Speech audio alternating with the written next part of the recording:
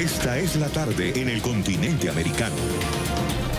Cuando anochece en Europa y amanece en Asia, así cae la tarde en el continente americano y transcurre la noche y el amanecer en el resto del mundo.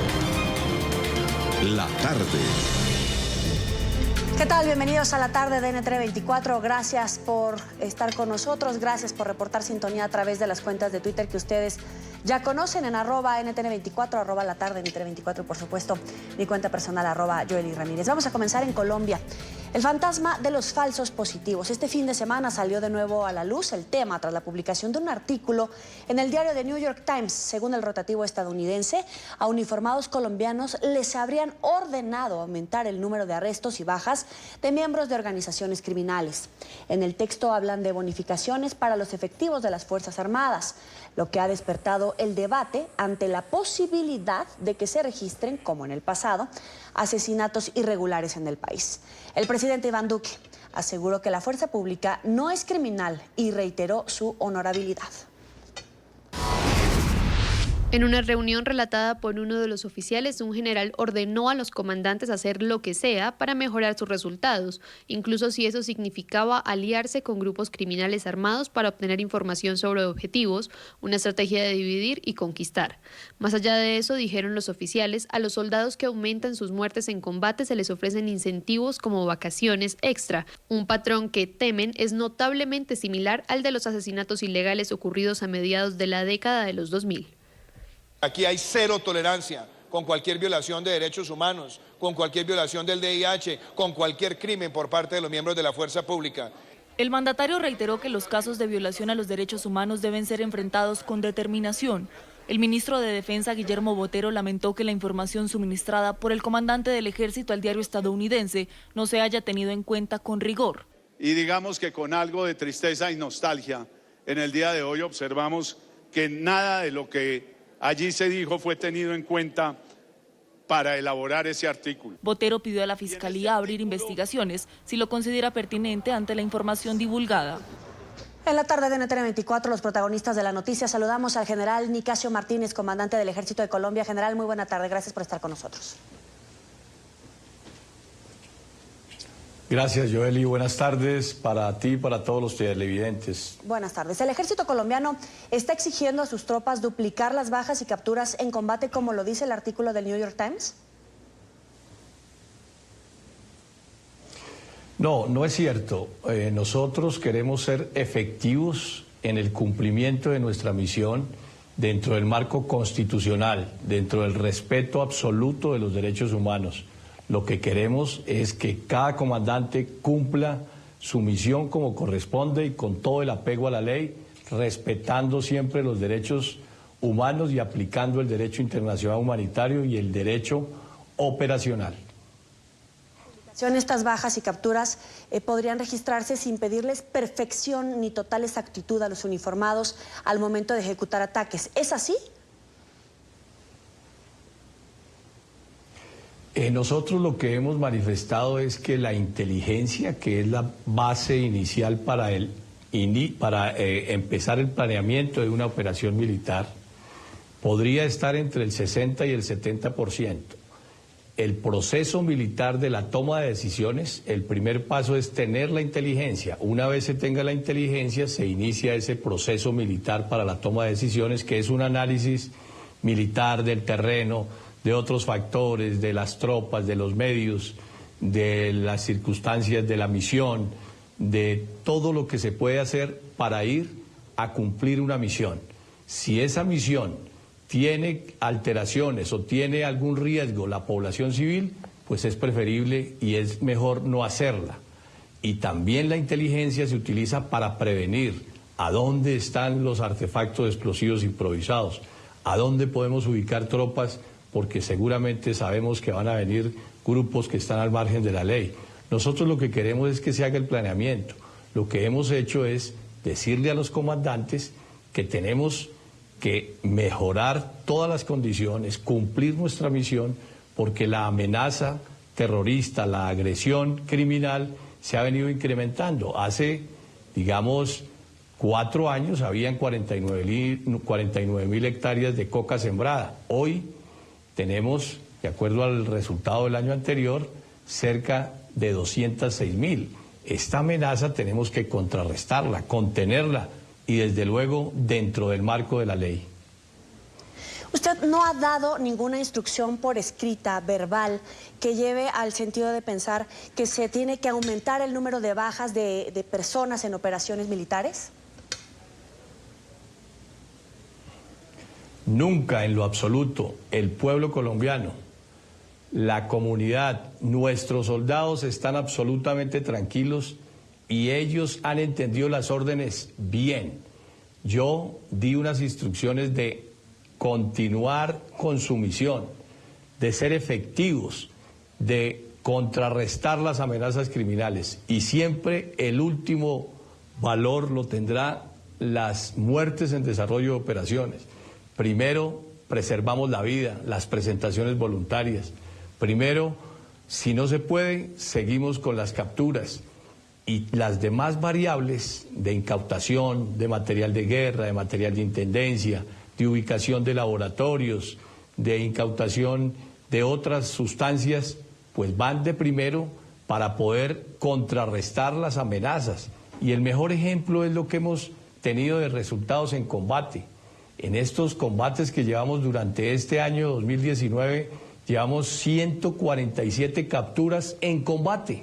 Significa que personas que están disparando a nuestros soldados las han capturado y se han colocado a disposición de las autoridades competentes, así como personas heridas que han estado en el fragor del combate, las hemos recuperado, las hemos traído y en el mismo helicóptero en el que llevamos un soldado herido, llevamos la persona del grupo que está fuera del margen de la ley para el mismo hospital para que sea atendido. Sí, pero le reitero la pregunta. ¿Usted puede comprometerse diciéndole a todos los colombianos que nunca ha dado una orden en el sentido de aumentar este número de bajas?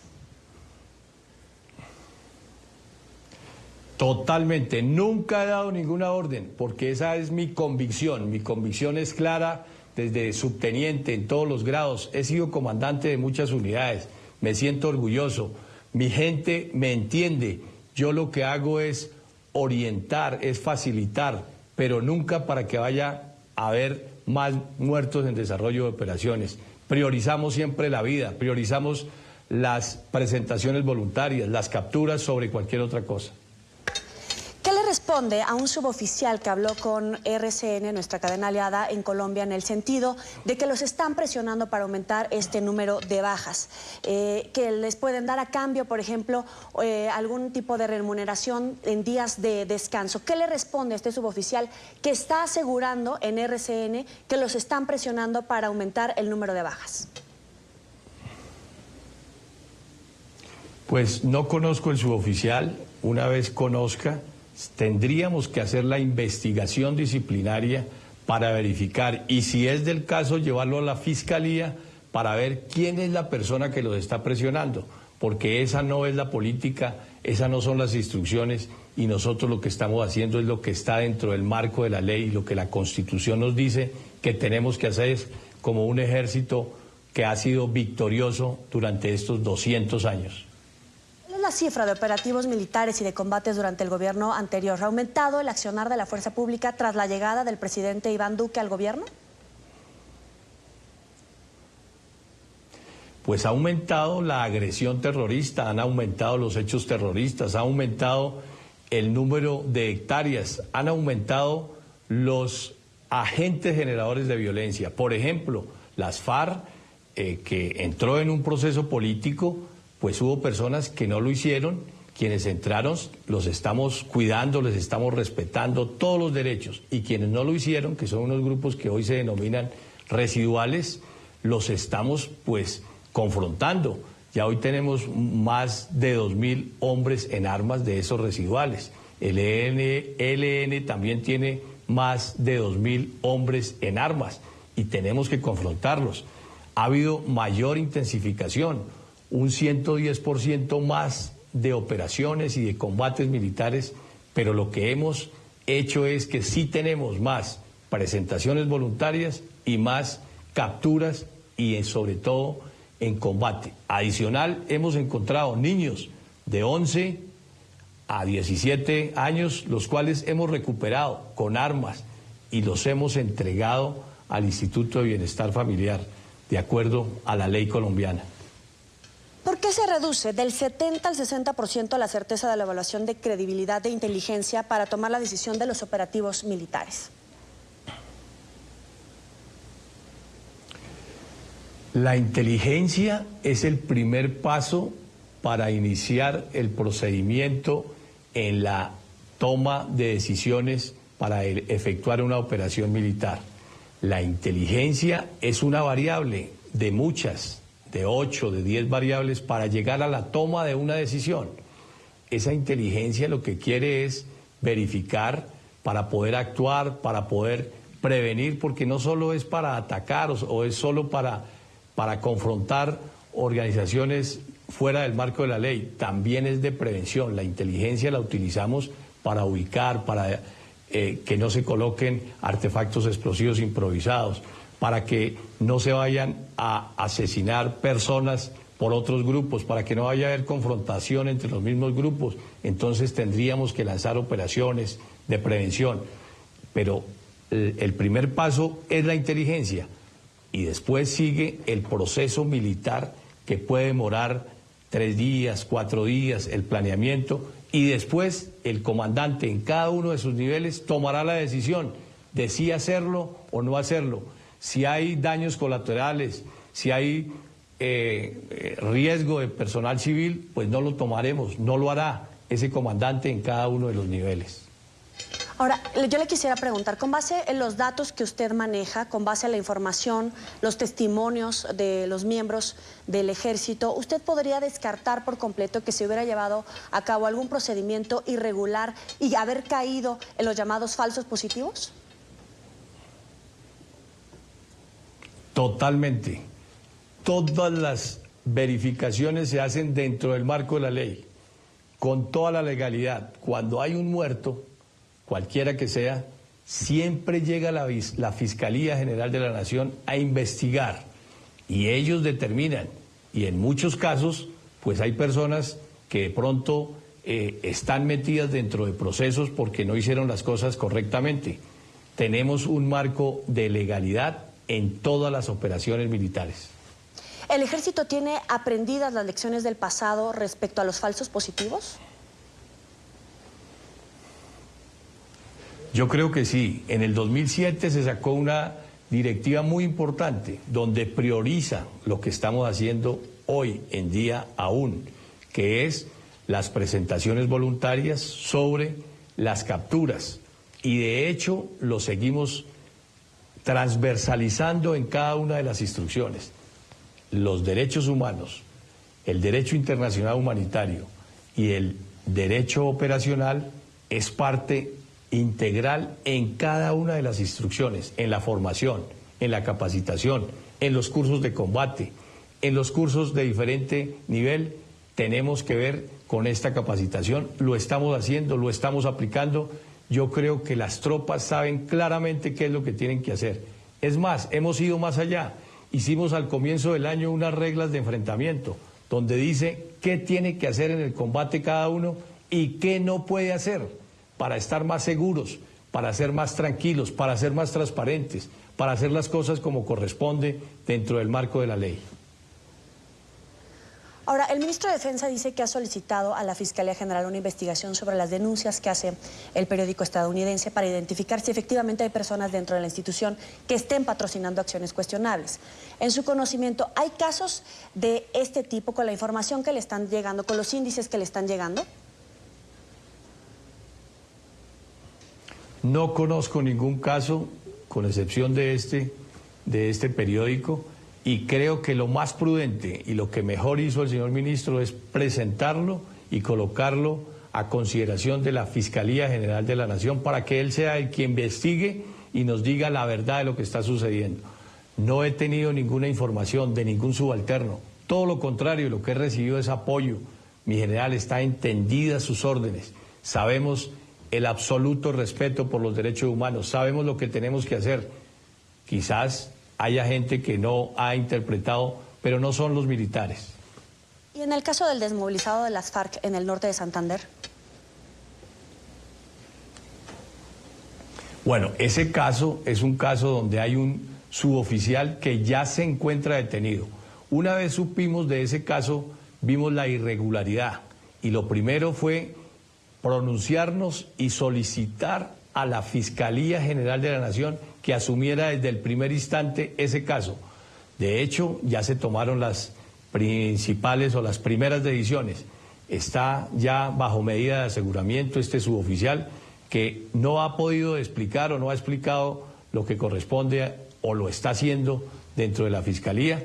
Y hay otras medidas que ya fueron expuestas por el señor Fiscal General de la Nación, que en este momento se encuentra en funciones.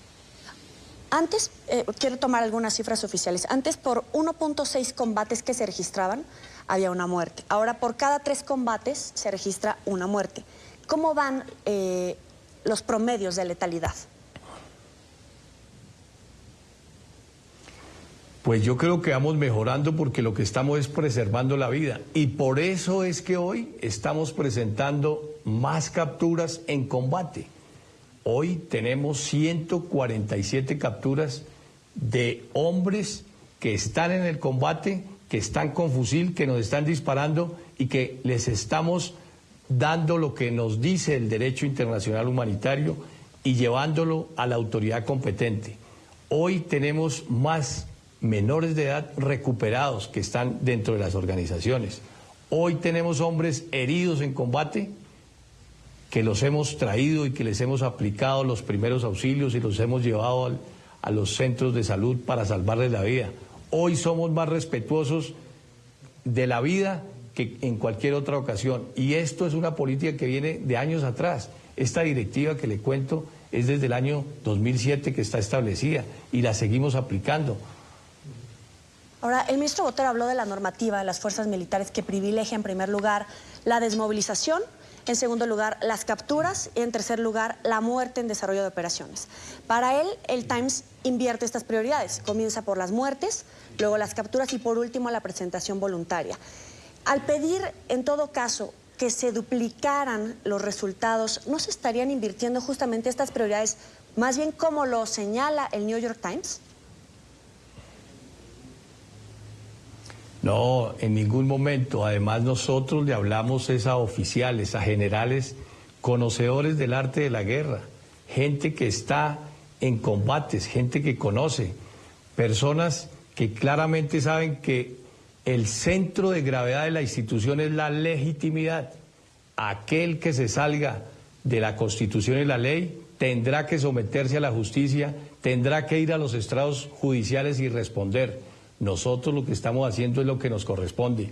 Yo no tengo conocimiento de que ningún oficial dentro del ejército haya malinterpretado esto. Yo creo que otras personas lo han malinterpretado y es lo que están lanzando a la opinión pública. Dentro de la institución está claro, está perfectamente determinado qué es lo que tenemos que hacer, qué es lo que no podemos que hacer y si no tendremos que someternos a las leyes y a los jueces de la República.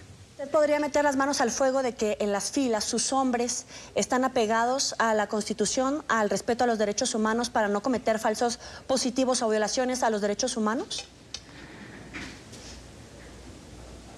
Totalmente, porque hemos tomado todos los previsivos desde hace muchos años atrás y hoy más que nunca, porque el señor presidente Duque lo que ha sido es una persona defensora de la legalidad.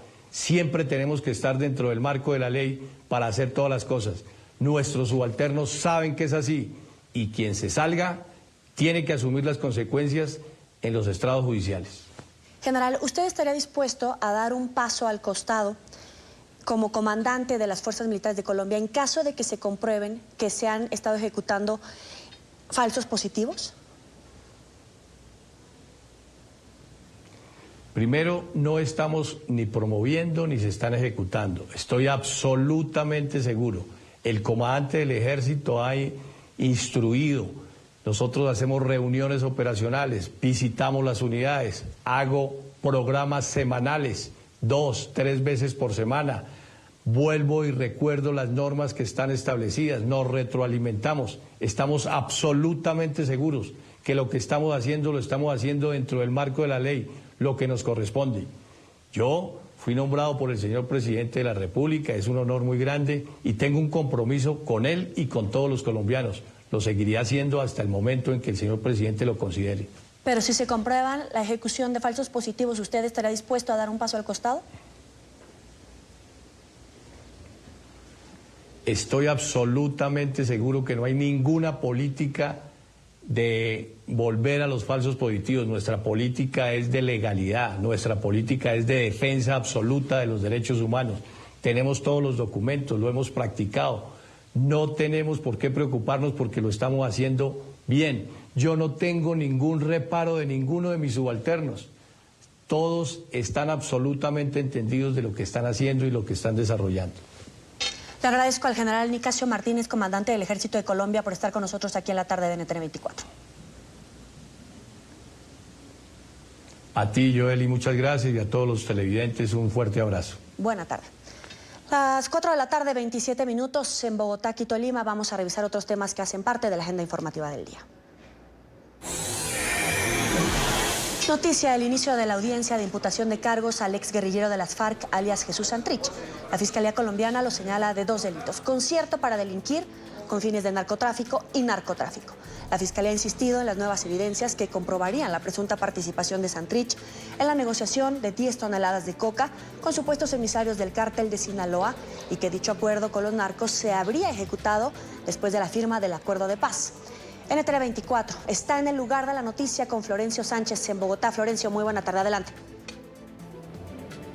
Buenas tardes. En este momento se adelanta la audiencia de imputación de cargos contra el exguerrillero de las FARC, Jesús Santrich, aquí en el complejo judicial de Palo Quemado. En esta audiencia, el fiscal antimafia le imputará el delito de concierto para delinquir con fines de narcotráfico.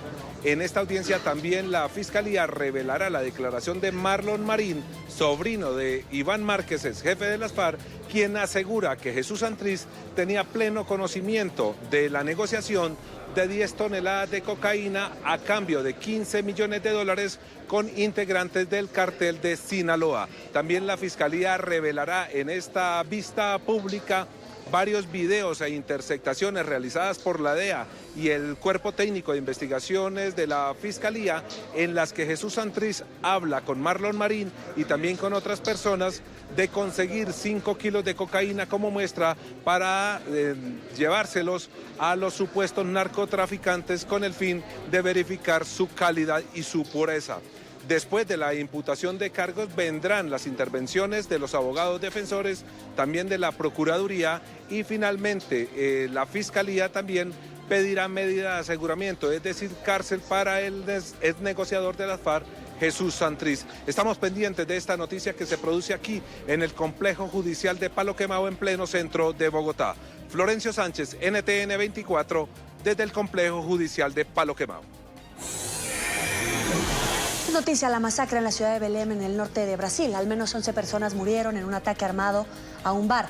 Según los sobrevivientes, 7 hombres con pistolas ingresaron al local y abrieron fuego contra los clientes. Entre las víctimas mortales hay 5 hombres y 6 mujeres, entre las que estaría la dueña del bar, que según los investigadores fue blanco del ataque. La policía busca a los autores de la masacre.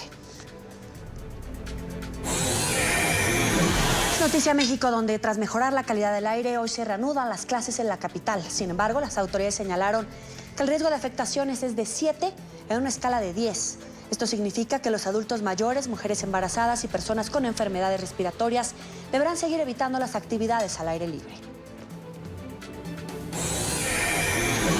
Noticia: la alerta en la Torre Eiffel de París. Las autoridades cerraron uno de los monumentos más visitados del mundo luego de que un hombre decidió escalar la estructura. Los bomberos y la policía se desplazaron hasta el lugar, cuyos alrededores fueron acordonados, y se prohibió el tránsito vehicular y peatonal. Es noticia la desaparición de 29 migrantes venezolanos tras naufragar una pequeña embarcación. Así lo denunció el diputado Robert Alcalá. El parlamentario advirtió a través de su cuenta de Twitter sobre la desaparición del bote pesquero en el que partieron clandestinamente el pasado jueves. La embarcación se dirigía hacia Trinidad y Tobago y salió desde la población del Guiria, en el estado Sucre, en el oriente de Venezuela. El legislador aseguró que el capitán del bote fue hallado y está hospitalizado. Gracias por seguir con nosotros en la tarde de NTN 24. Avanzamos con más temas. Escala la tensión entre Estados Unidos e Irán. El presidente Donald Trump advirtió al régimen de Teherán que sufrirá graves consecuencias si amenaza a la Unión Americana. Por su parte, la Guardia Revolucionaria iraní, considerada por Washington como una organización terrorista, ha insistido en que no busca una guerra con Estados Unidos, pero que tampoco la teme. Alejandro Rincón tiene toda la información. Muy buena tarde. Adelante. Hola, feliz tarde para todos.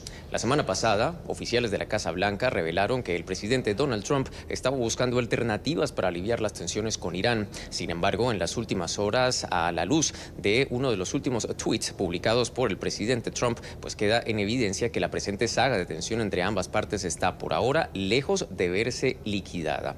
Sucede justo esto también en medio de la posibilidad de que llegue a haber una confrontación directa entre ambas partes. Para ponerlos a ustedes en mejor contexto de cómo ha sido este nuevo punto en la saga de tensión entre los Estados Unidos e Irán, vean estos mensajes. Por una parte, la amenaza directa del presidente y la respuesta de Irán.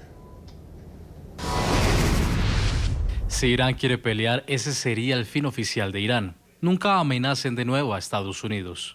Incitado por el equipo B, Donald Trump espera lograr lo que Alexander Genghis y otros agresores no lograron. Los iraníes se han mantenido en pie durante milenios, mientras que los agresores desaparecieron. El terrorismo económico y las burlas genocidas no acabarán con Irán.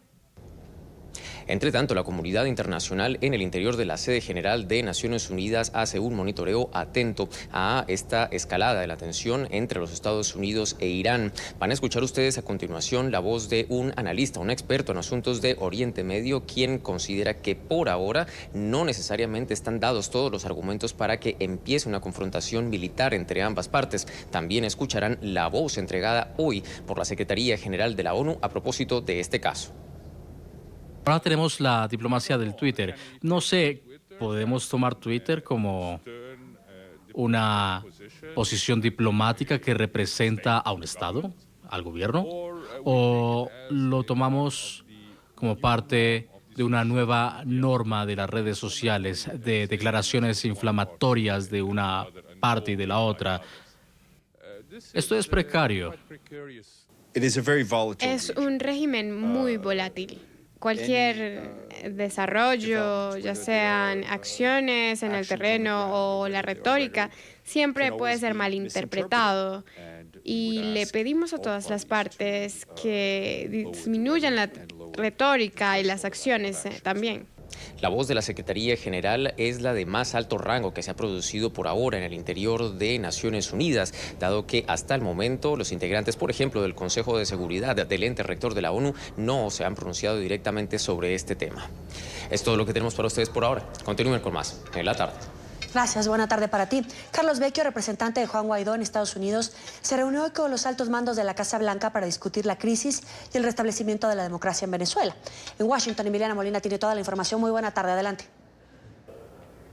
Hola, ¿qué tal? Muy buenas tardes. Pues siendo bastante breve y con pocos detalles de esta reunión, el representante de Venezuela por el gobierno interino de Juan Guaidó, Carlos Vecchio, al salir de esta reunión en el Departamento de Estado, aseguró que había sido un encuentro bastante productivo entre diplomáticos estadounidenses y los funcionarios de la oposición venezolana aquí en Washington, reiterando que se hablaron entre varios temas sobre la ayuda humanitaria a Venezuela y la cooperación en la región. Si nosotros vemos esto como un proceso y no como un solo evento, nosotros hemos venido avanzando en consolidar una opción de cambio en Venezuela. Hoy está muchísimo más clara y un Maduro mucho más débil. Entonces es una forma de mantener nuestra determinación en avanzar hasta lograr el cambio político en Venezuela. Y creo que eso así tiene que ser visto, no como un evento, sino más bien como un proceso. Según fuentes en el Pentágono que confirmaron a NTN 24, en esta reunión estaba presente el subsecretario del Hemisferio Occidental de parte del Departamento de Defensa en el Pentágono, Sergio de la Peña. También estaba presente el enviado especial de Estados Unidos a Venezuela, Elliot Abrams, pero cabe resaltar que estaba ausente el jefe del Comando Sur. Recordemos que esta es la rama del Pentágono o el Departamento de Defensa que está encargado de las Fuerzas Armadas estadounidenses en Latinoamérica y el Caribe. Y es que según expertos en seguridad, reiteran que Estados Unidos probablemente lamentablemente no tocó el tema de una intervención militar en esta reunión. Y también temas de intercambio de estudiantes militares en las diferentes escuelas militares de los Estados Unidos, que la mayoría de los países de la región participan en una rotación donde hay intercambio de oficiales y de tropas en los programas militares. Hay mil cosas que se pueden hablar. Yo creo que no van a hablar de una invasión, no van a hablar de una acción para tratar de derrocar al gobierno del señor Maduro. Eso es un tema político, diplomático, que no es un tema para las Fuerzas Armadas. Esta reunión llega después de la carta que envió el representante de Juan Guaidó al Comando Sur el 11 de mayo, donde le pedía al almirante Craig Fowler cooperación militar para lograr restaurar la democracia en Venezuela y aliviar el sufrimiento del pueblo venezolano. Esta es toda la información desde el Departamento de Estado. Emiliana Molina para NTN 24. Gracias, Emiliana. A esta hora nos acompaña Otto Reich, ex subsecretario de Estado de Estados Unidos para el Hemisferio Occidental y ex embajador de Estados Unidos en Venezuela. Gracias por estar con nosotros. Bienvenido. Muchas gracias. Se reunió este lunes en Washington con Elliot Abrams, el enviado del Departamento de Estado para Venezuela, y con Sergio de la Peña, el subsecretario de Defensa para Asuntos del Hemisferio Occidental. Es un hombre clave, en todo caso, Abrams, para tratar la crisis venezolana en Estados Unidos, pero no estaba en esta reunión el jefe del Comando Sur. ¿De qué alcances, de qué nivel de negociación estamos hablando este tipo de reuniones que encabeza Carlos Vecchio? Bueno, yo no creo que se le debe dar demasiado significado a la presencia o falta de presencia de un funcionario de un departamento del gobierno de los Estados Unidos. Así no funciona la política de Estados Unidos. En el Departamento de Estado se toman las decisiones para la política exterior de Estados Unidos y los otros departamentos tienen voz y voto, pero el hecho de que no esté presente el comandante de las fuerzas combatientes, en el caso del Comando Sur, no significa que va a haber o que no va a haber ninguna acción militar o política, económica, comercial, de inteligencia, etc. O sea, esto fue una reunión rutinaria, como las hay muy a menudo entre el embajador de un país, en este caso de un gobierno amigo, el de Juan Guaidó, y las personas del Departamento de Estado y de un funcionario del Departamento de Defensa que se preocupan por Venezuela. Ahora, aprovechando su experiencia, quisiera abordar el tema de que se tiene abierta la vía con el Comando Sur para analizar la crisis en Venezuela. ¿Qué se debe o cuáles serían los puntos claves de esta ruta crítica? No soltar el camino del diálogo con miembros del madurismo para que ellos mismos faciliten la salida de Maduro del poder y la propia transición en Venezuela. Bueno, mire, yo no creo que la gente de Maduro va a salir así voluntariamente. La pregunta es qué tipo de presión va a ser necesaria para que ellos dejen sus riquezas, su poder y dejen de abusar del pueblo de Venezuela. No van a hacerlo voluntariamente, nuevamente. Mucha gente, demasiada gente se está fijando en una posible acción militar. Estados Unidos no quiere acción militar, porque cuando hay una acción militar, lo que mueren no solo son las personas de ese país, pero mueren ciudadanos americanos, y eso no le conviene a nadie, menos a las familias de esos soldados o marines americanos. Así que se trata de evitar a todo costo el uso de fuerzas militares. Al mismo tiempo, fuerza militar no quiere decir necesariamente una invasión. Fuerza militar se puede ejercer de diferentes maneras. Y no tengo que entrar en ejemplos. Hay ejemplos en toda la historia del mundo y sobre todo la historia reciente de actividades de los Estados Unidos a favor de la liberación de poblaciones o de individuos o de países en todo el mundo a través de todos los medios de presión que puede ejercer Estados Unidos. Ahora, dentro del círculo del presidente Trump, conocemos ciertas divisiones. Hay un ala un poco más radical, encabezada por Elliot Abrams, respecto a la posición que se debería de tomar en Venezuela. Cuando usted dice que Estados Unidos no tiene en mente llevar a cabo una acción militar, ¿esa decisión puede ser tomada en conjunto? ¿Se descarta totalmente a pesar de estas divisiones que puede haber al interior del círculo presidencial de Estados Unidos? Bueno, primero, permítame aclarar una cosa. Yo no dije que no va a haber una intervención militar. Yo dije que Estados Unidos no quiere utilizar una intervención militar. Sí. Ese es el último recurso, cuando ya ha fracasado todo.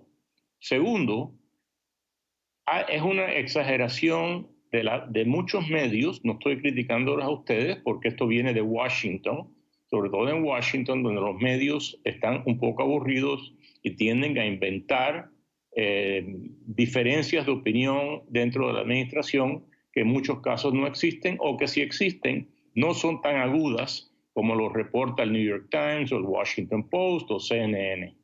Siempre hay diferencias de opinión. Yo me pasé 16 años dentro del gobierno de Estados Unidos y todos los días tenía una discusión con alguien y la gran mayoría de ellas terminan muy amigablemente y se lleva a cabo una política que tiene el apoyo de la mayoría de los funcionarios. Muy pocas veces se lleva a cabo una política que tiene el apoyo de todos los funcionarios, pero eso no es necesario tampoco. O sea, yo no creo que se le debe dar tanta atención a todos estos informes de Washington de que si el presidente está molesto con John Bolton, de que si hay halcones o palomas. Eso siempre ha existido en el gobierno de los Estados Unidos y es muy saludable. Esa diferencia de opinión resulta en una mejor política al final. Tratando de poner en un plano estratégico, ¿quiénes son los actores que están negociando esta transición en Venezuela? Por un lado estaría evidentemente Nicolás Maduro y sus miembros más allegados, por otro lado la oposición, Juan Guaidó. Pero ¿cuál es el peso de negociación tanto de Estados Unidos como de Rusia, Cuba? Perdón, ¿me puedes repetir cuál es el precio de negociación? El peso de la negociación, las claves de la negociación que están poniendo en la mesa tanto Rusia como Estados Unidos, Cuba. Bueno, que yo sepa, Estados Unidos no está negociando ni con Rusia ni con Cuba. El secretario de Estado estuvo en Rusia para una conversación con su homólogo, el secretario de Relaciones Exteriores, el ministro de Relaciones Exteriores Lavrov, de Rusia, pero una reunión entre dos ministros no necesariamente quiere decir que hay una negociación. Es más, ni siquiera llegaron a un entendimiento de qué es lo que es necesario para llevar a cabo una solución al problema de Venezuela. En el caso de Cuba, Cuba lo que quiere es mantener el control del petróleo de Venezuela, que Venezuela le siga enviando 55,000 barriles al día, que eran 110,000 barriles al día hasta hace poco, cuando el señor Maduro terminó completamente con la producción, casi completamente con la producción de petróleo. Lo que Cuba quiere de Venezuela es más dinero, mientras lo que quiere Rusia es que Venezuela no regrese a ser una potencia petrolera, porque entonces estaría compitiendo con la producción petrolera rusa. Rusia es el país que más petróleo produce en el mundo. Mucha gente no lo sabe. 10 millones de barriles al día. Mientras Venezuela esté prostrada, mientras su producción petrolera esté por el suelo, como está ahora, como resultado del chavismo y madurismo, Venezuela no compite en los mercados internacionales. Por lo tanto, el precio del petróleo ha subido, beneficiando enormemente al señor Putin, que está ganando unos 15 a 20 dólares más por día, por barril, en su producción, como resultado del fracaso del señor Maduro y de la política socialista de Chávez. Tratando de hacer un análisis del poder que tiene en este momento Juan Guaidó, Nicolás Maduro ha anunciado que quiere adelantar las elecciones al Parlamento, justamente que lidera Juan Guaidó. ¿Cuál sería el poder real de maniobra que tiene tanto Nicolás Maduro como Juan Guaidó en este momento? Bueno, Juan Guaidó tiene la ventaja de tener el apoyo de un gran número de democracias del mundo y sobre todo de esta región. Yo me alegro mucho que después de muchos años de silencio, que las democracias latinoamericanas por fin decidieron apoyar al pueblo de Venezuela y no a la dictadura madurista. Y eso es muy importante. ¿Quién apoya a Maduro? Rusia, China, Cuba, Turquía, Irán, Corea del Norte. Imagínense, con un grupo de gángsteres como esos, ¿no? Un grupo de países que no son democracias, que son dictaduras, muchos de ellos que son fracasos económicos, como lo son Cuba, Corea del Norte, la propia Rusia, que tiene una economía del tamaño de Holanda, básicamente, un país mucho más pequeño. Maduro no tiene buenos aliados. Los buenos aliados los tiene Guaidó. Los buenos aliados los tiene Guaidó, pero sin embargo no se ha llegado a una convocatoria a elecciones. ¿Cuál es la ruta que debe de seguir Juan Guaidó con todo este apoyo internacional que usted menciona para lograr salir de esa crisis? Bueno, porque desafortunadamente Guaidó es el presidente de jure, o sea, presidente constitucional, según las leyes, la propia constitución que mandó a escribir Hugo Chávez.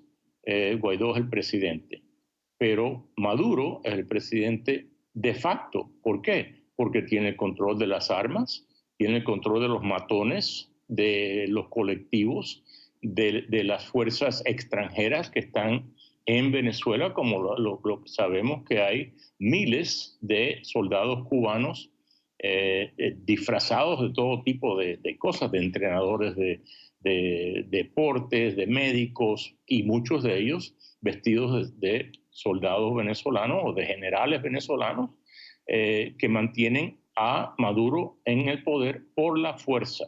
¿Qué tiene Guaidó? Guaidó tiene el apoyo del pueblo, pero el pueblo está desarmado. Quizás lo que se debe hacer, lo que deben hacer todas esas democracias de la región, es equiparar, ¿no?, el campo de juego, igualar el campo de juego y darle al pueblo de Venezuela alguna manera de defenderse en contra de los abusos de la policía y de los matones de Maduro. ¿Cuál podría ser esa vía de defensa? ¿Perdón? ¿Cuál podría ser esa vía de defensa para los ciudadanos venezolanos? ¿Cuál sería? Sí. Bueno, en otros casos,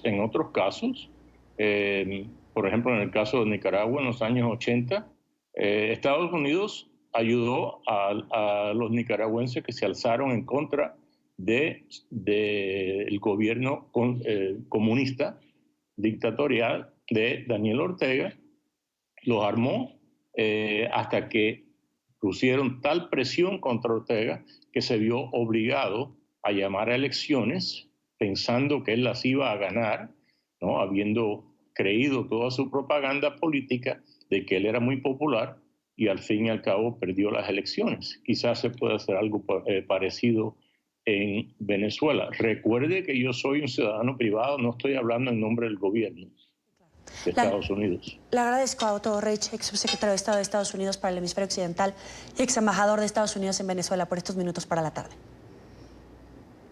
Ok, con mucho gusto. Hasta luego. La prohibición de vuelos directos desde Estados Unidos hacia Venezuela, que desde la semana pasada afecta a los viajeros, ha comenzado a impactar los envíos de carga. Más costos, más diligencias y más tiempo en entregas son algunas de las consecuencias con las que se enfrentan quienes envían ayudas a sus familiares en territorio venezolano. Paola Serna tiene toda la información desde Miami. Adelante. Así es, muy buenas tardes. Estamos aquí en la zona del Doral, en el condado Miami-Dade, en una de las bodegas que se dedican al envío de carga hacia Venezuela. Quisiera mostrarles antes qué es lo que envían los venezolanos hacia su país, porque no se trata de artículos de lujo. Jabón, cremas, café, alimentos también, alimentos para mascotas, medicina, entre otros, son los artículos que actualmente están enviando los venezolanos hacia su país. Después del anuncio de la prohibición por parte de Estados Unidos de vuelos de pasajeros y vuelos de carga hacia Venezuela y que vengan provenientes de Venezuela, pues las personas que se dedican a este servicio de carga han debido buscar alternativas, por ejemplo, llevar la carga hacia un tercer país. Esto, por supuesto, ha incrementado los costos y demoras para quienes intentan llevar todo este tipo de artículos, particularmente alimentos o artículos perecederos que pudieran sufrir las consecuencias de estas demoras. Bueno, ahora va a haber un incremento, primero en el tiempo, porque la operación va a ser de descargar y cargar 2 veces el avión. Ya eso toma un tiempo. Después el costo, porque son horas hombre, es el uso de equipos, toda esta cuestión. Y se nos está sumando algo allá, que es un factor que no entra dentro de la nueva modalidad, que es la falta de combustible ya. Lamentándolo mucho en el puerto, quienes manejan los puertos son ellos. Y eso va a hacer que las tarifas que ellos cobran en los puertos, por supuesto, van a ser de mucho mayor valor para los transportistas, para los aduaneros, y eso se tramita, lamentándolo mucho, se transforma al ciudadano común. Otra de las preocupaciones que nos han manifestado quienes se dedican a este negocio de la carga hacia Venezuela es que la próxima medida que se vaya a tomar tiene que ver o afectaría directamente al transporte marítimo. Ellos aseguran que este paso se ve venir y ahí sí prácticamente quedarían bloqueadas todas las posibilidades de realizar envíos de carga directa desde Estados Unidos hacia Venezuela y viceversa. La información desde Miami, soy Paola Serna para NTN 24. Gracias por seguir con nosotros. En la tarde, la Policía de España realizó operativos en casas y oficinas vinculadas con el ex embajador de España en Venezuela, Raúl Morodo. Los registros se ejecutaron por supuesto lavado de activos por más de 4 millones de euros extraídos, al parecer de forma ilícita, de la estatal petrolera de Petróleos de Venezuela, PDVSA. 4 personas fueron detenidas, entre ellas un hijo del exdiplomático. El reporte lo tiene Marcelo Moncayo, en Madrid. Hola, ¿qué tal? Saludos para ustedes en la tarde. Este fue un operativo ordenado por la Fiscalía Anticorrupción y ejecutado por la Unidad Central de Delincuencia Económica y Fiscal, que tendría en su poder las evidencias de este supuesto delito de blanqueo de capitales de PDVSA por casi 4 millones de euros. Así hablaba Raúl Morodo de Hugo Chávez. En el fondo, él revivía a Bolívar, pero en el fondo también tenía Don Quijote. Entre 2004 y 2007 fue embajador de España en Venezuela durante parte de la presidencia de Chávez, quien murió en 2013. Ha sido un representante muy grande del pueblo de Venezuela, con todos los problemas que se puedan discutir. Ahora Morodo está en la mira de la justicia de su país. Es el principal imputado en un caso de blanqueo en España de fondos saqueados a la estatal Petróleos de Venezuela. Entre 2012 y 2015 el diplomático habría cobrado 4,5 millones de euros de PDVSA de forma irregular, según la Fiscalía Anticorrupción. El dinero procedía de transacciones comerciales internacionales que, de acuerdo con las investigaciones, fue presentado como honorarios profesionales, producto además de un complejo conglomerado de empresas. La suma habría sido luego blanqueada con inversiones inmobiliarias. Por la trama, 4 personas fueron detenidas este lunes, incluyendo el hijo del embajador Alejo Morodo, quien habría cobrado 3,8 millones de euros de la compañía estatal venezolana a través de una empresa fachada panameña con cuenta en Suiza desde 2008 hasta 2013. Según estos comprobantes de pago, las comisiones fueron abonadas personalmente por el hoy expresidente de PDVSA, Rafael Ramírez, investigado por las autoridades de Estados Unidos por corrupción. El diplomático Morodo continúa en libertad por su avanzada edad, 84 años, aunque ha sido citado a declarar ante los jueces. Además, sus oficinas en Madrid fueron registradas por las autoridades.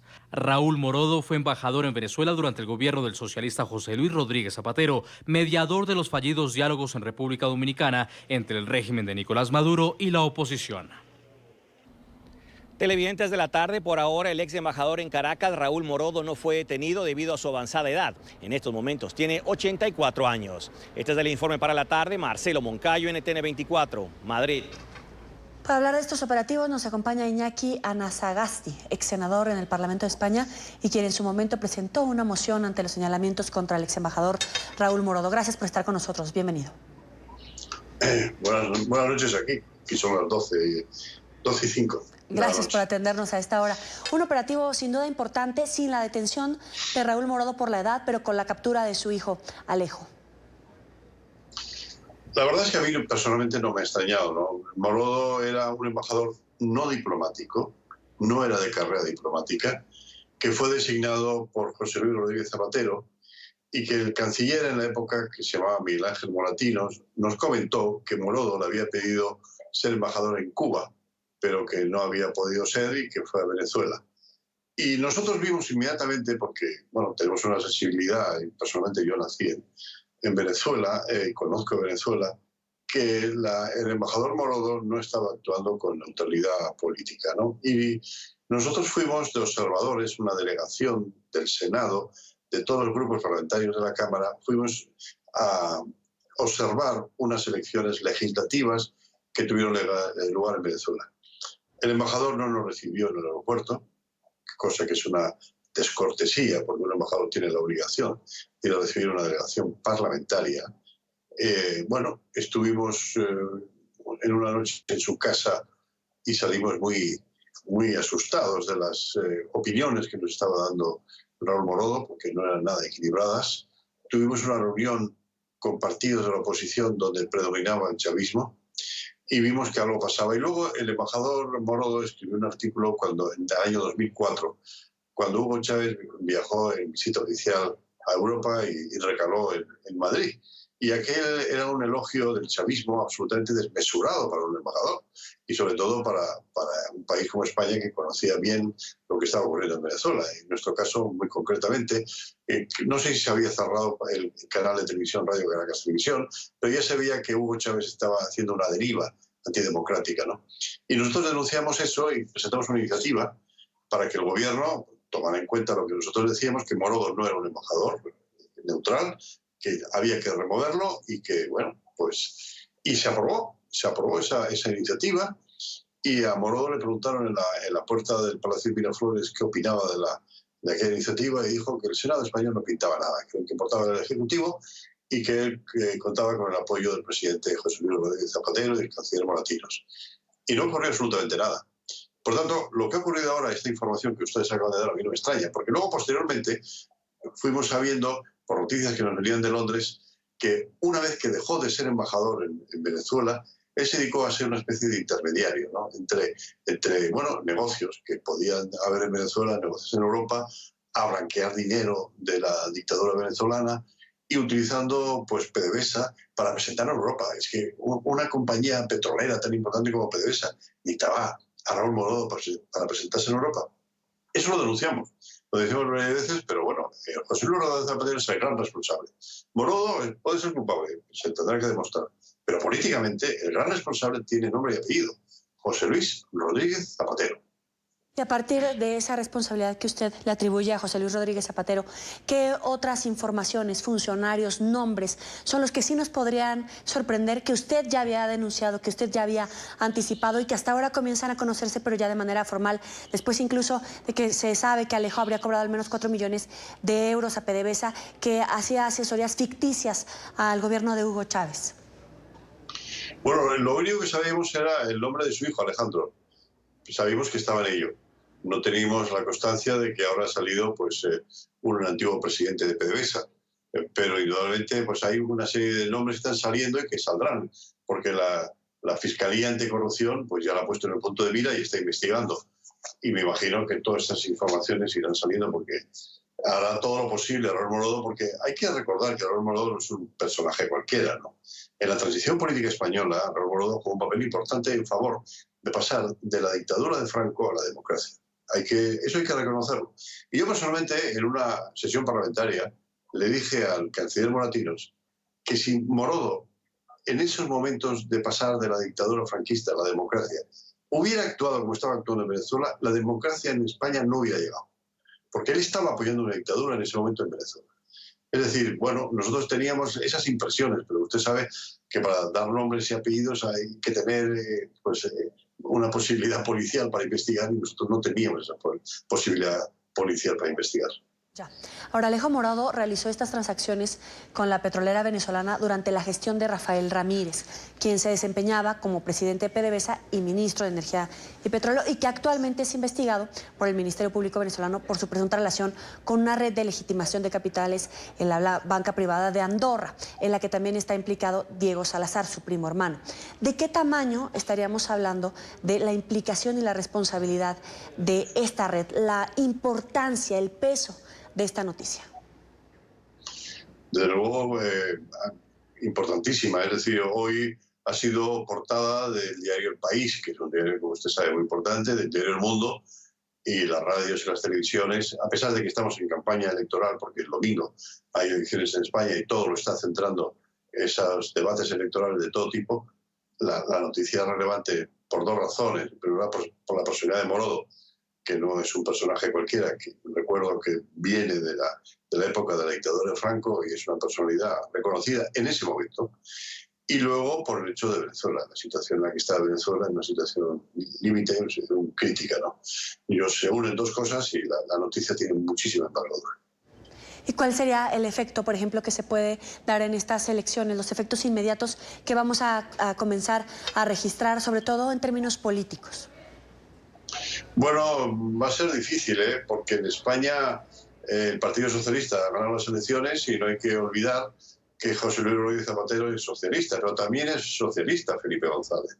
Felipe González tiene muy clara la idea de lo que está ocurriendo en Venezuela y sabe que, bueno, pues José Luis Rodríguez Zapatero, que fue su sucesor en un tiempo, se ha equivocado meridianamente. No ha sido un intermediario entre la oposición y el gobierno de Maduro, al contrario, ha sido un instrumento del gobierno de Maduro para condicionar los resultados de la oposición. Pero José Luis Rodríguez Zapatero, pues es un personaje pues, que lo tenemos ahí, como decía Caldera, como un jarrón chino, ¿no? Que son muy valiosos, pero nadie sabe dónde colocarlo. Y él se ha colocado tratando de mediar en Venezuela cuando nadie le ha pedido más que la dictadura de Maduro. Y claro, en este caso, en el tema de Morodo, yo le he acusado, y los que hemos trabajado en este tema le hemos acusado, le hemos dicho, sí, Morodo es responsable, pero tú, presidente Rodríguez Zapatero, eres el más responsable. Además, Morodo tiene 84 años y tú tienes 50 y pico, de manera que tú eres mucho más responsable. Le agradezco su tiempo, sobre todo por tomarnos la llamada a esta hora de la noche en España. Es Iñaki Anasagasti, ex senador en el Parlamento de España y quien en su momento presentó una moción ante los señalamientos contra el ex embajador Raúl Morodo. Gracias por estar con nosotros. A ustedes, muchas gracias. Hasta luego. Y el Grupo de Contacto de la Unión Europea ve con muchas dudas que Venezuela pueda llegar a materializar un proceso electoral libre.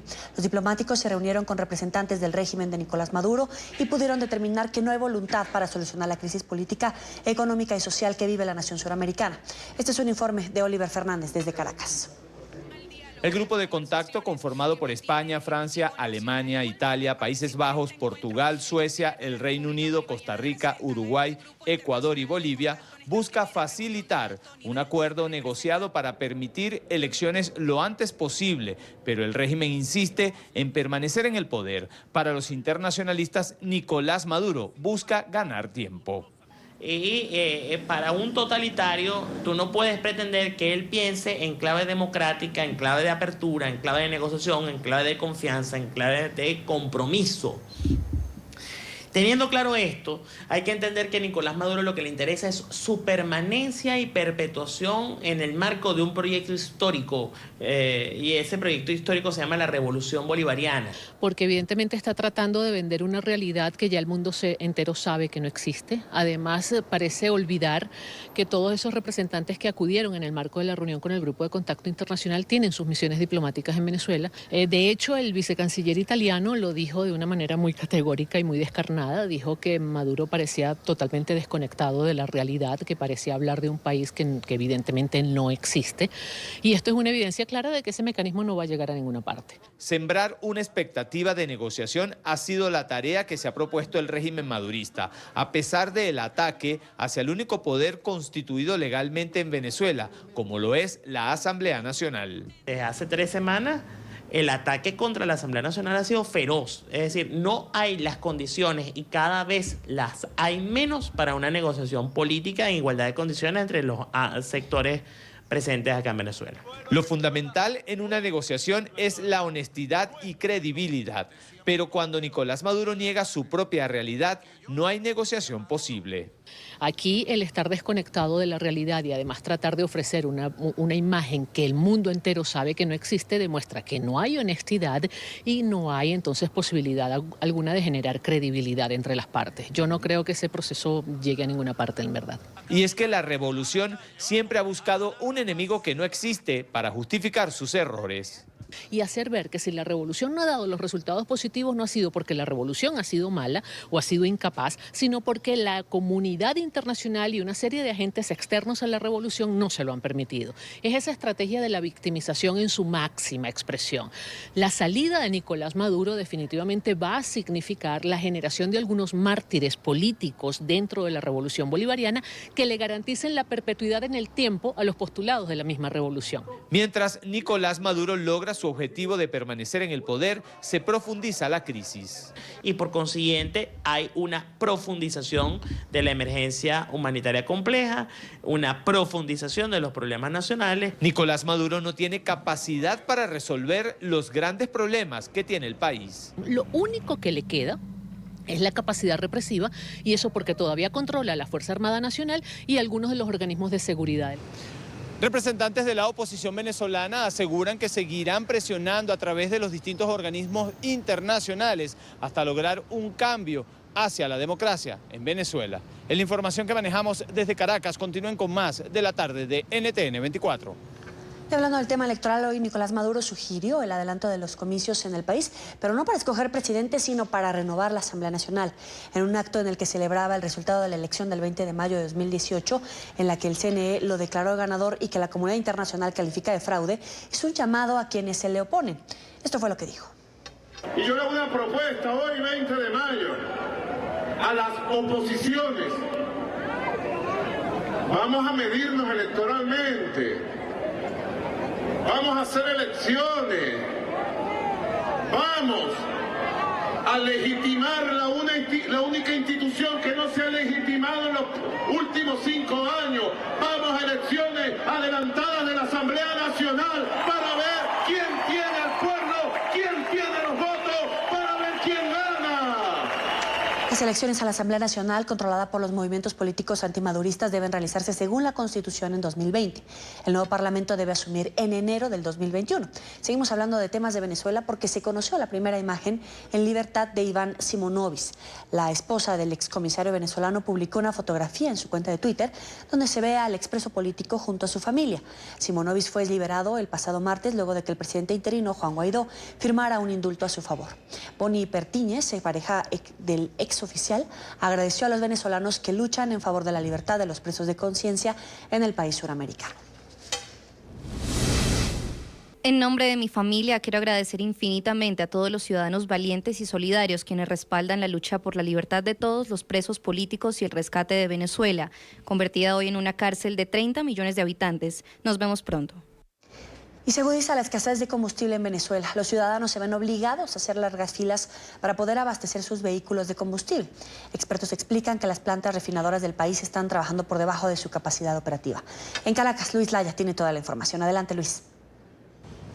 Hola, buenas tardes. Estaciones de servicio cerradas y las que no tienen larguísimas colas para poder surtir combustible. Esta es la situación que se aprecia no solamente en la ciudad de Caracas, sino en toda Venezuela. Hacia las regiones la situación se complica. Por lo menos en Mérida tienen 4 días sin recibir combustible. PDVSA no da respuesta sobre lo que ocurre, pero los expertos aseguran que es una situación bastante grave. En la capital colas regulares, pero no tan fuertes como en el interior del país. Los videos que uno ve que son terribles, no sabría decir. Y escucho chateo y aparentemente es verdad que no hay gasolina en ningún lado. Largas colas para surtir combustible en medio de un periodo de escasez es la situación que se vive en Venezuela. Estados como Zulia, Lara, Táchira, Anzoátegui y Mérida son los que más problemas han tenido con el suministro, hasta 4 días sin recibir el surtido. En Caracas, aunque han intentado garantizar el suministro, las estaciones están cerradas y en otras llega el combustible de forma intermitente. Por lo menos hoy no tenemos 95, tenemos 91 apenas. Es lo único que tenemos ahorita. Y ayer tuvimos 95. Nos vino la gandola ayer, estamos esperando ahorita la gandola. Estaba llevada 5 bombas. Yo vengo de la Candelaria, de San Bernardino, no había. ¿Había muchas bombas cerradas? Sí. La bomba que está a una cuadra de aquí está cerrada, no tienen gasolina, así que hay que agarrar lo que se consigue. Los expertos explican que la crisis de la industria petrolera que ha generado el régimen de Maduro ha acabado incluso con el abastecimiento interno. Son apenas 2 las refinerías que aún permanecen operativas de un total de 6 que hay en el país y ninguna supera el 10% de operatividad. Para producir la gasolina es necesario agregarle unos aditivos que antes producían nuestras refinerías, pero ya no lo hacen y ahora hay que importarlos. No tenemos dólares para importarlos. Denuncian que esto ha llevado a que Venezuela importe gasolina y ahora con la escasez de dinero y la imposibilidad de comprar a Estados Unidos han recurrido a Rusia, cerca de 100.000 barriles diarios de gasolina. Esto con altísimas desventajas económicas al intercambiar petróleo por combustible. El precio del barril de petróleo crudo está en el mercado mundial en $65. Y un barril equivalente de gasolina cuesta $85. Quiere decir que tú tienes una diferencia de $20 en contra tuya, porque si tú produjeras tu gasolina, no tuviera que importarla. Y el problema a la vez es que yo no le veo una solución a corto plazo, porque lo que hay es que poner a trabajar nuestras refinerías. Si no le han hecho el mantenimiento en tanto tiempo, pues no creo que lo puedan hacer de la noche a la mañana. En Caracas se aprecian larguísimas colas en las estaciones de servicio que están abiertas. Sin embargo, hacia las regiones es mucho más complicado. Al menos en Mérida, los ciudadanos tienen 2 días protestando por la escasez de combustible. Indican que tienen 4 días sin recibir el servicio. Desde Caracas, Venezuela, para la tarde de NTN 24, Luis Alejandro Laya. Gracias, Luis. Y para hablar de este tema nos acompaña Antonio de la Cruz, analista petrolero, presidente de Interamerican Trends. Gracias por estar con nosotros. Bienvenido. Muchas gracias. ¿Cómo entender que un país petrolero esté padeciendo la escasez de gasolina? Bueno, fíjate, un país que tiene las mayores reservas del mundo, que produce petróleo desde 1914, que es un país que tiene 6 refinerías con una capacidad de producción de 1.200.000 barriles días, apenas hoy está reproduciendo 120.000 barriles, de los cuales para el parque automotor 110.000 barriles, la cifra más baja en los últimos 40 años, porque en el 2012 el consumo del parque automotor que se satisfacía eran de 300.000 barriles día. Esto quiere decir que el deterioro de las refinerías, la baja calidad de la producción de petróleo, porque entendemos que el crudo ahora es mucho más pesado, el extra pesado, y por lo tanto no es tan fácil procesar en nuestras refinerías, y las únicas refinerías, como dijo, están en el norte del estado Falcón, el complejo Paraguaná, que es el único que está procesando esos crudos. El no poder tener capacidad de dólares para importar los aditivos necesarios, ni tampoco la gasolina que se importaba desde Estados Unidos, desde Citgo, a ser una empresa que hoy pertenece y es administrada por la administración de Guaidó, entonces tiene una serie de dificultades y no se han hecho los programas de inversión y de mantenimiento en los últimos 5 años. Por eso es el gran deterioro que tiene el suministro de gasolina en Venezuela. Además de que con los apagones eléctricos, las estaciones de servicio han tenido problemas por el arranque y el apago de las bombas que surten. Igual que el parque de gandolas, como dijeron, cada vez es reducido. Sin embargo, debemos hacer una acotación aquí, que es que sigue parte del contrabando de gasolina hacia Colombia. Se estima en este momento en 50.000 barriles diarios. O sea, la poca gasolina que Venezuela produce, las mafias que manejan el combustible siguen usufructando esa parte. Entonces le quitan parte del propio mercado interno que se consume, y lo otro de la importada no llega a todo el país, porque se envía parte de esa a Cuba también. Entonces tenemos restricciones, no solamente para el mercado interno por un problema de mantenimiento e inversiones, sino también por contrabando de gasolina, y porque lo que importamos hay partes que se envían en Cuba para poder que la isla la utilice también. Entonces no solamente el régimen no garantiza el combustible para los venezolanos, sino que antes abastece las necesidades, en este caso de Cuba, o bien tiene esas fugas a través de Colombia, como usted lo mencionaba con este fenómeno, antes de poder suministrar el combustible a los venezolanos. Es correcto. La estrategia que usan y que están usando le da mucho temor que en Caracas, la crisis que se ve en los estados fronterizos no pueda hacer. Entonces se está surtiendo Caracas para que no se vea tan afectada. Sin embargo, hay una crisis, pero en los estados fronterizos hay 2 días o 3 días que tarda gente haciendo filas para adquirir un vehículo automotor. Entonces, la estrategia del gobierno, igual que en la parte eléctrica, es que Caracas no falle la electricidad y que en el resto del interior. Entonces, cada vez el resto del país se va pagando cada vez más y está colocando en situaciones más difíciles a la población que vive fuera de Caracas. Ahora, la gasolina en Venezuela es la más barata del mundo. ¿Necesariamente se tendría que transitar? ¿Es una opción evaluar el aumento en las tarifas, en el costo del combustible? Y si así fuera, ¿mejoraría la situación? Ok, si usamos esa estrategia de un aumento de la gasolina y llevarla a un precio internacional, porque podemos usar ese argumento y decir que hay una pérdida. De la última vez que se estimó, estaban más o menos unos 10.000, 12.000 millones de dólares al año.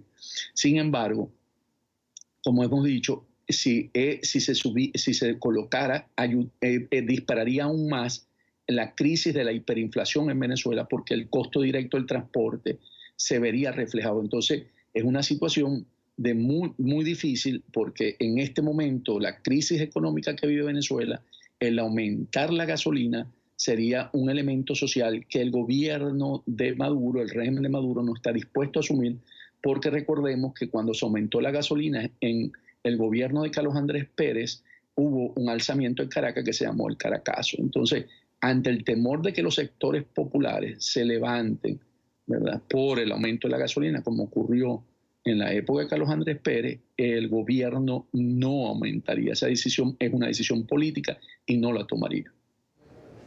Para concluir, entonces, ¿hay algún panorama alentador o se prevé que se va a agudizar la crisis porque parece un callejón sin salida? En los estados fronterizos lo vamos a ver como la crisis se va a seguir acentuando, y en Caracas vamos a ver que va a mejorar por las importaciones que están trayendo y que deben estar llegando dentro de un par de semanas para surtir Caracas. Entonces, en ese sentido, Caracas se va a sentir igual que, como le dije, el corte de la electricidad, y los estados no centrales tendrán un razonamiento mucho mayor de la gasolina y dificultad para conseguirlo. Es Antonio de la Cruz, analista petrolero, presidente de Interamerican Trends. Gracias por estar con nosotros. Muchas gracias a ustedes. Hasta luego. Vamos a una pausa. Volvemos. Los invito antes a que se suscriban a nuestro canal en YouTube, NTN24. Allí podrán encontrar todo el contenido multimedia, nuestras entrevistas, reportajes y la señal en vivo. Recuerden conectarse www.youtube.com/NTN24. El programa nos acompaña Carlos Farah, asesor político y presidente Carlos Farah y Asociados. Gracias por estar con nosotros. Bienvenido.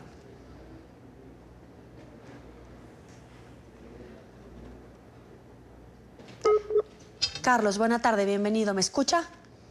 Sí, le escucho perfectamente. ¿Cuál puede ser la lectura de este pronunciamiento que hace la expresidenta Cristina Fernández para lanzarse como candidata a vicepresidenta en fórmula con Alberto Fernández? ¿Qué significa para ella y qué significa para el propio Fernández? Bueno, para ella significa al menos 3 o 4 cosas, ¿no? La primera es mostrar que ella no necesariamente es el centro del universo político, que ella puede ocupar, digamos, un rol secundario. De alguna manera le da argumentos al propio Alberto Fernández para mostrar que ella está en un proceso más reflexivo, más autocrítico, más moderado, y que el rol principal, digamos, lo puede tomar otra persona. Cristina, al aceptar o al ubicarse en este segundo lugar de la fórmula, le evita tener que ir a los debates presidenciales, que ahora son obligatorios por ley, teniendo en cuenta que ella no quiso entregarle el bastón de mando al presidente Macri, de manera que no tendría que enfrentarse con él en un debate. Luego está la cuestión de que la Argentina, sea quien sea el presidente, el 10 de diciembre de este año, se va a enfrentar a una situación económica muy complicada, con alta inflación, con profunda recesión y con una necesidad imperiosa de renegociar los pagos de la deuda con el Fondo Monetario. Creo que de esa manera Cristina evita estar en el día a día de la gestión, y una gestión muy complicada y que seguramente, digamos, no va a traer buenas noticias de inmediato, y eso le puede generar algún costo personal. Claro, no se mantiene en el ojo del huracán, pero al final sigue siendo capital político. Hoy por hoy está adelante las encuestas, incluso algunas dicen que podría ganarle en primera vuelta al presidente Macri. Sí, está claramente, digamos, ella hace mucho tiempo que es la que tiene más intención de voto. Ella podría, digamos, ganarle al presidente Macri en un balotaje. Veo hoy menos posible que pueda ganar en una primera vuelta, pero de todas maneras está claro que ella, digamos, es el capital político es ella, que Alberto Fernández nunca fue una figura de proyección electoral importante y que por lo tanto, digamos, la presencia de Alberto Fernández no le resta voto, pero honestamente, si bien vamos a ver cómo dan las mediciones en las próximas semanas, tampoco creo que la figura de Alberto Fernández le agregue votos a Cristina. Ahora, ¿cómo impacta en el electorado que la expresidenta haga este tipo de jugadas políticas para mantenerse en la agenda pública, para mantenerse con estos niveles de aceptación frente al electorado, pero al final lleva procesos judiciales de manera paralela? Bueno, en primer lugar, ella tiene, digamos, un núcleo duro de cerca del 33-35% de los votos en Argentina, que seguramente los mantendrá independientemente de la decisión que haya tomado frente a la fórmula presidencial. Ella mañana, martes, comienza el primer juicio oral por un hecho de corrupción que le involucraría directamente. Va a estar en el banquillo de los acusados junto con otros funcionarios de su gobierno, pero el tema corrupción no es un tema que le reste votos a Cristina, obviamente no le agrega, pero su núcleo duro, digamos, prescinde de creer, digamos, en la culpabilidad de Cristina. Ahora, si la corrupción no le resta votos a Cristina Fernández, ¿qué le da a Mauricio Macri tener un procedimiento judicial por corrupción frente a una expresidenta? Bueno, él, digamos, lo que está planteando es que durante su gobierno se están lo que llamamos aquí popularmente destapando ollas, ¿no? Que esto es que realmente la justicia esté funcionando bastante a pleno en la investigación de las cuestiones judiciales, pero por supuesto, como en la Argentina, lamentablemente el proceder de la justicia depende mucho del clima político. Una pregunta que muchos se hacen es, con este anuncio de precandidatura a vicepresidenta de Cristina, ¿cuántos jueces se animarán a mantener la velocidad de las investigaciones que le involucran, que son como 11 causas aproximadamente? Entonces, ¿puede frenarlo incluso? El juicio que empieza mañana va a ser un juicio largo, que se calcula que no va a tardar menos de un año, con lo cual va a trascender por completo, digamos, el periodo electoral, pero está claro, digamos, que cada tanto Cristina va a estar, digamos, en una situación no positiva respecto al tema de su gobierno y sus funcionarios, y esto, insisto, no le quita votos, pero obviamente sí le pone un techo como para poder captar votantes indecisos. Obviamente, digamos, la causa judicial le cae en un mal momento, en el cual ella está de alguna manera siendo centro del escenario político. Es Carlos Farah, asesor político y presidente de Carlos Farah y Asociados. Gracias por estar con nosotros aquí en la tarde. No, por favor, buenas tardes. Buena tarde para usted. Gracias por seguir con nosotros. Google rompió con la empresa de teléfonos Huawei luego de que la administración de Donald Trump incluyera el pasado jueves de forma oficial a Huawei en una lista negra comercial que tiene como objetivo restringir sus negociaciones, exportaciones y servicios adquiridos con compañías estadounidenses. Alphabet Inc., la matriz de Google, fue la primera en acatar la medida, suspendiendo sus negocios que requieren transferencia de hardware, software y servicios técnicos, excepto los disponibles públicamente a través de licencias de código abierto. En nuestro estudio nos acompaña Samir Estefan, cofundador del portal TechEtcétera. Señor Estefan, gracias por estar con nosotros. Gracias por la invitación, muy amable. ¿Qué servicios quedan inhabilitados? En realidad ninguno, por lo menos no para los usuarios actuales de Huawei y de la plataforma. Esto afecta las ventas futuras, las ventas a dispositivos nuevos de Huawei y las actualizaciones que puedan llegar en el futuro. Pero a hoy los usuarios de Huawei no tienen ningún cambio ni en los productos, ni en los servicios, ni en las aplicaciones que pueden descargar, utilizar o acceder desde los dispositivos que tienen en la actualidad. Pero literal cayó como bomba y todos decían que íbamos a quedar así como Cayó como bomba, y creo que hay dos temas que son importantes. El primero es que, y tú lo decías ahorita al comienzo, la restricción es una restricción de las compañías norteamericanas hacia Huawei, no de las compañías norteamericanas hacia los usuarios ya existentes de la plataforma. Y en ese sentido, digamos que el riesgo que corre hoy un usuario es que no podrá actualizar su dispositivo tan pronto haya una nueva versión del sistema operativo de Android, o si llegara a haber, digamos, un parche de seguridad, una actualización importante que saliera. Sin embargo, tanto Huawei como Google ya han anunciado públicamente que van a seguir manteniendo el esquema de protección, el Google Protect, para los usuarios de la plataforma, y pueden además salir a utilizar los beneficios que tiene el programa del Open Source de Android. Ahora, ¿los dispositivos móviles se verán afectados en su totalidad o simplemente serán las nuevas activaciones? Las nuevas activaciones, incluso los dispositivos que hoy están en tienda, ya estarían cubiertos por el acuerdo anterior. Y hace unos 15 o 20 minutos el Departamento de Comercio emitió una circular permitiendo, digamos, una flexibilización de algunas de estas restricciones que habían anunciado el jueves. Entonces, yo creo que este va a ser un tema relativamente temporal y que va a pasar rápido, pero como dices tú, fue un baldado de agua fría para más de uno. Ahora, ¿qué significa que Huawei aún puede hacer uso de la versión de código abierto de Google?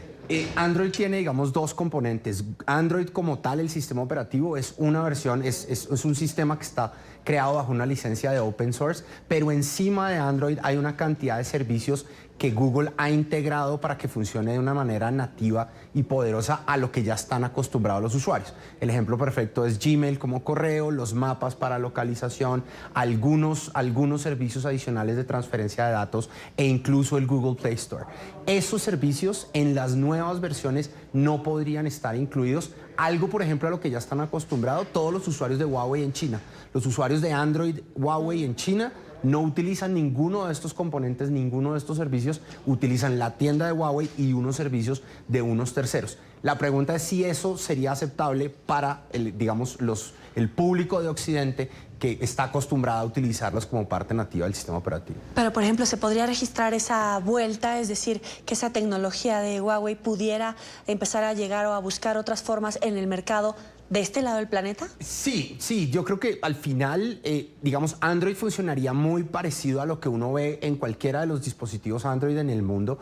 Algunos de los servicios no funcionarían igual, pero tal vez la preocupación más grande tiene que ver con las aplicaciones, porque como lo decía la nota, al final del día Google no es el único, Google fue solo el primero, ¿sí? Pero si a esa restricción y a esa, decisión de no seguir entregándole servicios se suma Microsoft, entonces nadie podría utilizar Office, se suma Facebook, entonces la gente no podría usar Facebook, Instagram, WhatsApp, y ahí es donde creo que se vuelve completamente, insostenible la situación, porque la gente no utiliza el sistema operativo, la gente utiliza en realidad son todas las aplicaciones que corren sobre él.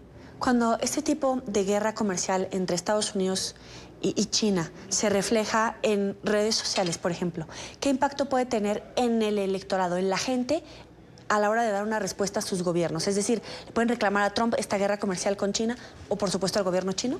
Yo creo que lo que vamos a ver en el caso de Huawei no va a haber un impacto como tal en Estados Unidos, porque Huawei tiene poca presencia de cara al consumidor en Estados Unidos. Recordemos que Huawei no puede vender sus productos, de telefonía móvil en Estados Unidos. Recordemos que ni los empleados de gobierno ni los contratistas del gobierno de Estados Unidos pueden utilizar dispositivos de Huawei por un mandato gubernamental, por una restricción que existe. Entonces no creo que ellos vayan a ver el impacto y no creo que vaya a haber presión sobre el gobierno del presidente Trump. Lo que sí creo es que las compañías que hoy hacen negocios con Huawei es el segundo fabricante de smartphones en el mundo, pero además Huawei es uno de los fabricantes más importantes de redes inalámbricas en el planeta, y hay compañías que tienen negocios multimillonarios con ellos, Intel, Qualcomm, etcétera, etcétera, que son compañías que producen mucho empleo en Estados Unidos y que generan, una presión importante. Creo que por ese lado es por el cual vamos a empezar a ver la presión hacia el gobierno,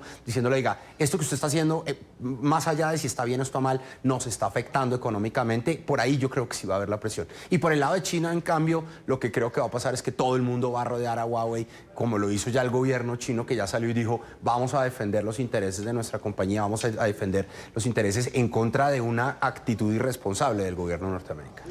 Dime algo, ¿es un antes y un después en esta guerra en el mundo tecnológico? Sí, esto es un antes y un después, no solo para Huawei, sino yo creo que el presidente Trump y el gobierno no entendieron lo que estaban lanzando. Creo que lanzaron, digamos, una ficha de negociación y fue demasiado. Y yo creo que esto pudiera llegar a tener incluso impacto sobre el modelo de Google y de Android a nivel mundial. Ahora, ¿a dónde puede recurrir la gente para saber exactamente cuáles son las afectaciones que puede sufrir? Porque nosotros decíamos, uy, se acabó el planeta, y no están así, ¿no? Creo que hay varias cosas. La primera sería invitarlos a que visiten texetera.co. Ahí tenemos un artículo en donde está claramente identificado qué pasa. Pero lo otro es, si uno mira claramente los comunicados de Google y de Huawei, en los dos dicen exactamente lo que pasa, lo que puede pasar y la tranquilidad o el parte de tranquilidad, por lo menos en el corto plazo, para todos los usuarios. Te agradezco el tiempo con nosotros aquí en la tarde. Es Samir Stefan, cofundador del portal Texetera. Muchas gracias por la invitación, muy amables. Gracias a ti. Y hasta el final de la tarde, recuerde seguirnos en nuestras cuentas de Twitter, también de Instagram, @NTN24, @joeliramirez.journalist. Ya viene la noche y en una hora más los espero en el informativo de NTN24. Pásala muy bien.